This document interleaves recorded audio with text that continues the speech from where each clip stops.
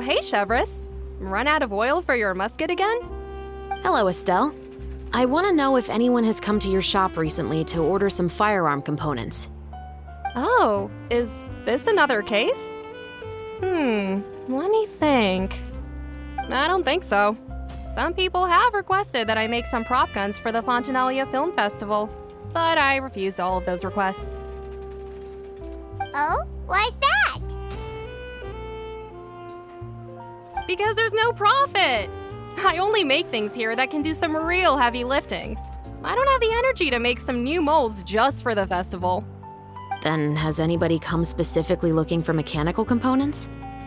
Well, I usually sell off my scrap to the Fleuve Cendre. I don't typically give them to one specific person. I understand. Thanks for your cooperation. Don't mention it. Always happy to have the Musketeers' patronage. Seems like we haven't found any leads to go off yet. Yeah, unfortunately. All right, let's head to Fleuve Cendre next. Huh? Are you sure? People might not be so thrilled to see the captain of the Special Patrol there. You think so, huh?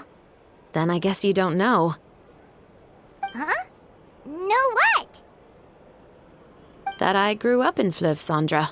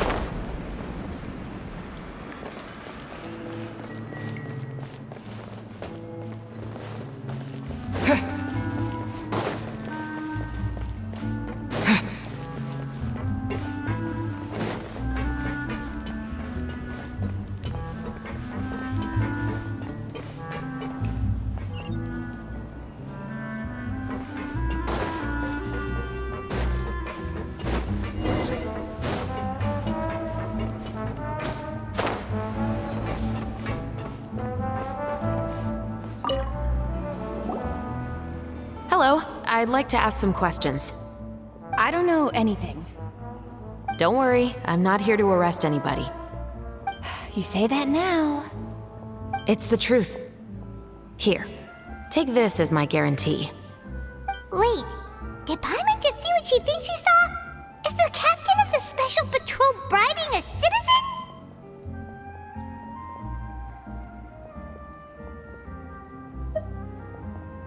Seems you're different from the other guards. What do you want to know? Have you heard anything related to muskets in Fleuve Cendre lately? Anything at all? Muskets, huh? All I know is that about 2 weeks ago, we started hearing some loud noises at night. So loud that it's been waking me up. Were they gunshots? Possibly. It's hard to tell around here. Someone's house collapsing, a pipe exploding somewhere, it's all the same. But the noises I'm talking about definitely happened after I fell asleep. Do you know where the noises were coming from? I don't remember clearly. Is it that you don't remember, or that you need to think about it some more? You tell me. Then please, think about it some more. She's giving her even more Mora!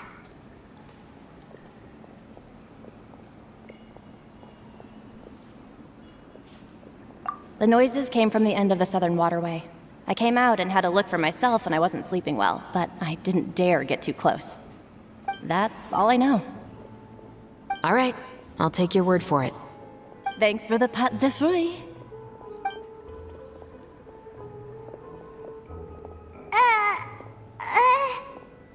No need to be surprised. I grew up here, remember? I know how to get people around here to talk.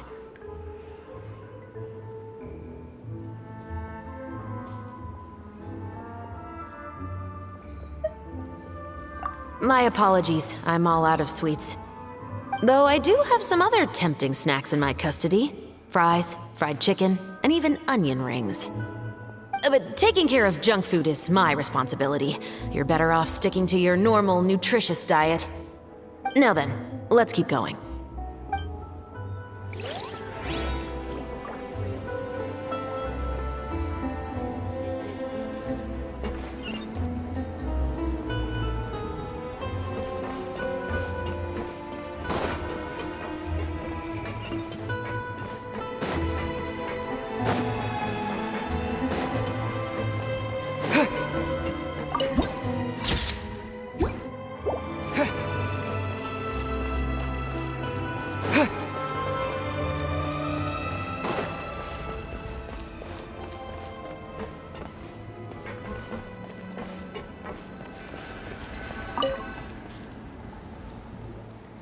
What's all this?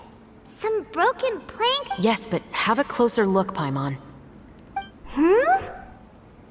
Even though somebody has purposefully tried to clean them up, these are obviously marks from musket bullets. In other words, someone was here trying to improve their shot. They were using the barrels and bottles for target practice.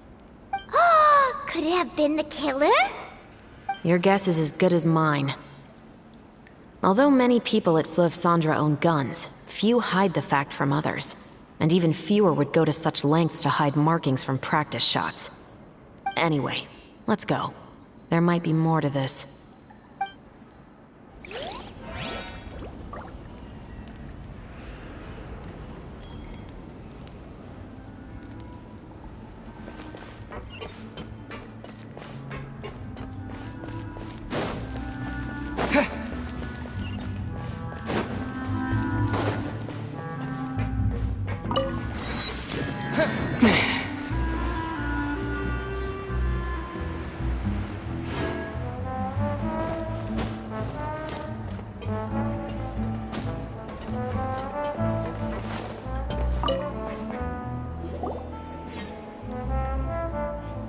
It's been a while, Tetro. Please, just get on with your request. I want to know if you've heard anybody talking about muskets lately.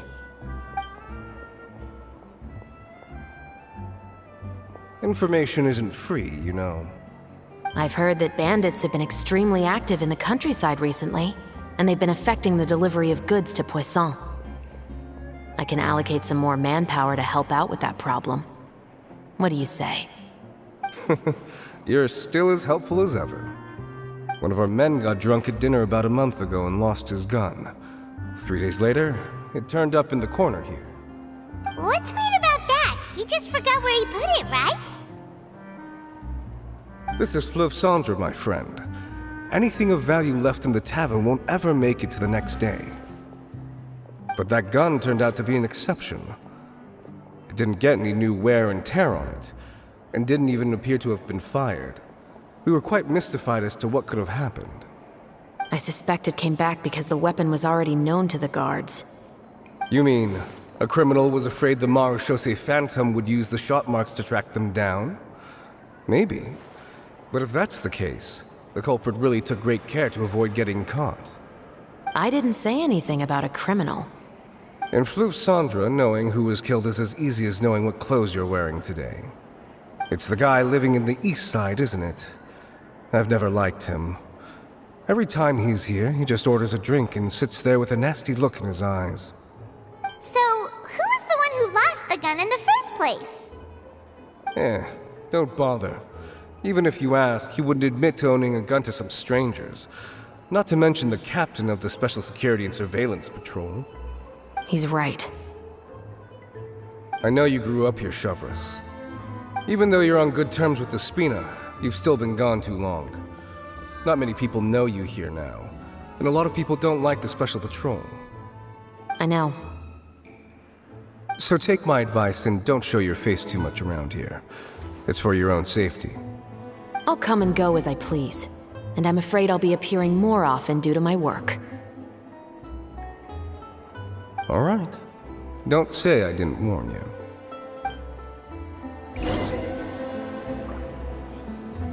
Seems like that's all we'll be able to uncover for today. Paimon feels like we managed to learn a lot more here than up on the surface. Yes.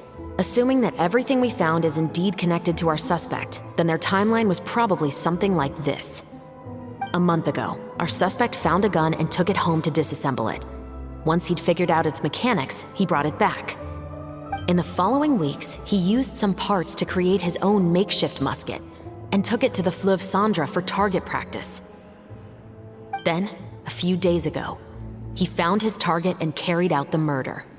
Once the deed was done, he left a rainbow rose on the body, just like the scene in the novel. That all makes sense to Paimon, but we're still no closer to figuring out the killer's identity.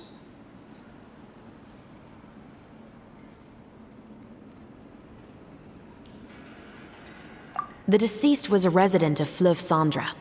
It's said that he was a poor, solitary man.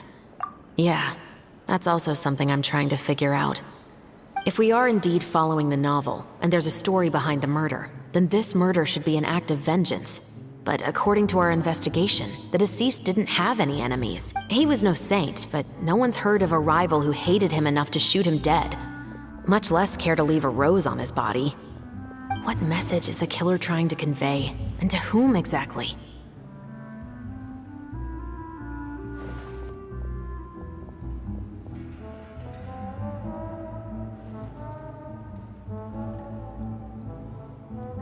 We've thoroughly investigated that possibility. He claims to have spent the whole day at the Opera House on the day of the murder, and the staff there have confirmed his account. Okay, so he has an alibi. Not only that, he lacks a credible motive as well. He has a family of his own, and both of his parents are still alive. I've looked into his records. He was adopted at the age of 6, and all the proper procedures were followed. There are also records of him at an orphanage before then. In the story, the mother of the 2 musketeers was murdered after the children turned 10. Of course, he could have changed the children's ages, but I don't want to assume anything without evidence. More importantly, I've also had a chat with him in person. He didn't seem like the kind of person who would pull the trigger to kill a man. Then, what should we do now? We have all this new information, but it doesn't help us move forward. Investigations take time. I didn't expect us to catch the culprit in just a single day. How about this? Let's spend the next few days filming with the crew. We can continue the investigation once we're done with the film. I'm sure that given time, new leads will present themselves. Wait, but weren't you saying Intel is like small, remote islands in the middle of the sea just a moment ago? Wouldn't you just miss them if you were to stop looking? Ah, but the book had more than one reference to the islands, Paimon. Oh? What else did it say then? As long as you spend enough time sailing through the fog, you'll eventually come across an island.